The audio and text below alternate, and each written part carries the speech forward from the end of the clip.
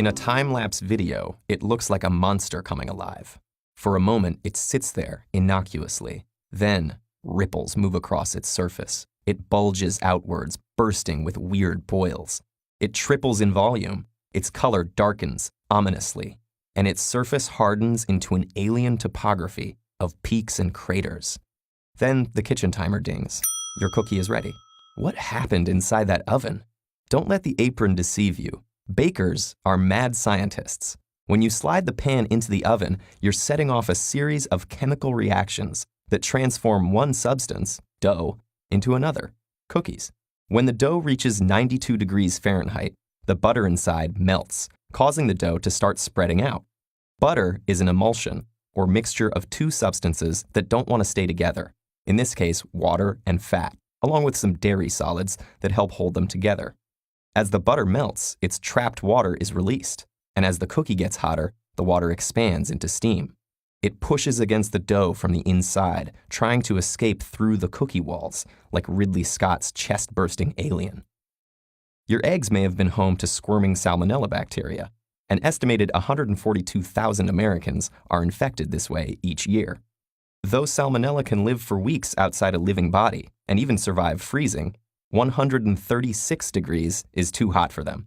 When your dough reaches that temperature, they die off. You'll live to test your fate with the bite of raw dough you sneak from your next batch. At 144 degrees, changes begin in the proteins, which come mostly from the eggs in your dough. Eggs are composed of dozens of different kinds of proteins, each sensitive to a different temperature. In an egg fresh from the hen, these proteins look like coiled-up balls of string. When they're exposed to heat energy, the protein strings unfold and get tangled up with their neighbors. This linked structure makes the runny egg nearly solid, giving substance to squishy dough. Water boils away at 212 degrees, so like mud baking in the sun, your cookie gets dried out and it stiffens. Cracks spread across its surface. The steam that was bubbling inside evaporates, leaving behind airy pockets that make the cookie light and flaky. Helping this along is your leavening agent, sodium bicarbonate, or baking soda. The sodium bicarbonate reacts with acids in the dough to create carbon dioxide gas, which makes airy pockets in your cookie.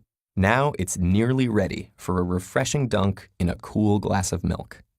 One of science's tastiest reactions occurs at 310 degrees. This is the temperature for Maillard reactions.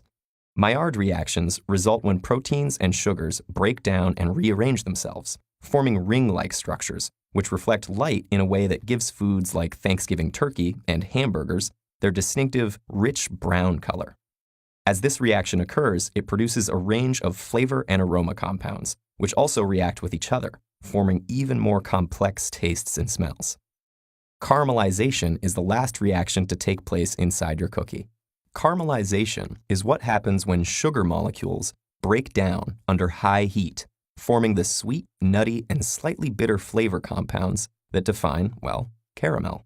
And in fact, if your recipe calls for a 350-degree oven, it'll never happen, since caramelization starts at 356 degrees. If your ideal cookie is barely browned, like a Northeasterner on a beach vacation, you could have set your oven to 310 degrees. If you like your cookies to have a nice tan, crank up the heat. Caramelization continues up to 390 degrees. And here's another trick. You don't need that kitchen timer. Your nose is a sensitive scientific instrument. When you smell the nutty, toasty aromas of the Maillard reaction and caramelization, your cookies are ready. Grab your glass of milk, put your feet up, and reflect that science can be pretty